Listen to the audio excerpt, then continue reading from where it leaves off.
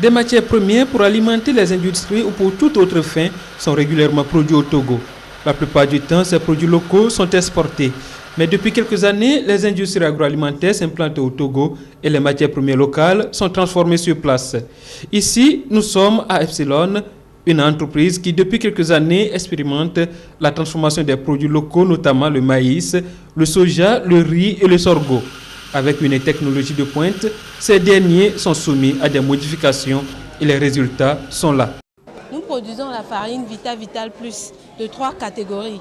Il y a le premier âge qui concerne les bébés, le deuxième âge pour les adultes et le troisième âge pour le sport. Donc c'est à base du mil, du soja, du riz et d'autres légumineuses que nous combinons. Nous produisons 1000 sachets de 500 grammes par jour. Nous produisons également l'huile de soja. C'est 100% soja et il n'y a pas de cholestérol dedans. L'approvisionnement en matières premières ne souffre d'aucune contrainte dans cette industrie. C'est un travail à la chaîne, cependant des difficultés subsistent. Des pénuries, on n'en souffre pas de trop. Nous avons des fournisseurs, depuis les producteurs jusqu'aux fournisseurs, les fournisseurs qui arrivent à nous avec les produits. Si bien que les difficultés sont très limitées. Quand il s'agit de la récolte, la nouvelle récolte, les bonnes dames ne sèchent pas bien les graines. Si bien que nous, on n'a pas tendance à utiliser ces nouvelles céréales non séchées. Si bien que si ce n'est pas bien séché, à l'acquisition, il y a des graines pourries, des moisissures qui ne sont pas adaptées à notre production.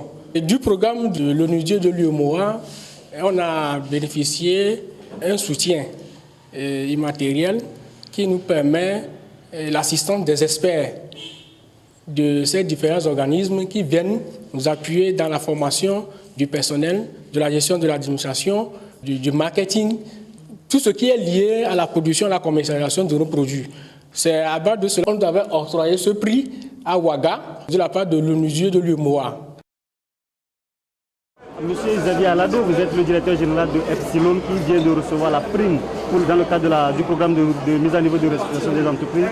Quels sont aujourd'hui vos sentiments, notamment pour l'avenir de votre entreprise? Je crois que c'est un véritable encouragement et ça nous amène, nous sommes appelés du reste à transformer nos produits locaux et on a besoin d'énergie, ne serait-ce que le regard des partenaires et surtout de nos États et des organisations internationales comme l'UEMOA. Nous sommes vraiment à plusieurs titres encouragés dans ce fait. C'est un acte réel qui va nous réactiver. Du retour dans nos pays respectifs, je crois que nous allons vraiment nous battre pour amener ces entreprises dans le droit chemin, respecter l'orthodoxie dans la gestion de ces entreprises et amener vraiment sur le plan industriel à répondre aux exigences des normes internationales en vue d'avoir la certification et amener nos produits jusque dans les pays européens, n'est-ce pas, et être capable aujourd'hui de signer que nos produits locaux africains sont valables, peuvent être exportés dans les pays européens et aux États-Unis. Avec ce programme, tout va changer, c'est-à-dire le savoir-faire. Le programme va nous amener à acquérir du matériel qui nous permettra de nous insérer dans, n'est-ce pas, je dirais, le panier des industriels internationaux. Être capable d'utiliser désormais un personnel valable, un personnel cultivé, un personnel qui a appris le savoir-faire pour rentrer dans le système, les normes de la traçabilité et les normes de qualité. Désormais, avec ce programme, nous produirons de la qualité. Première journée de présentation et de dégustation des produits à base de céréales.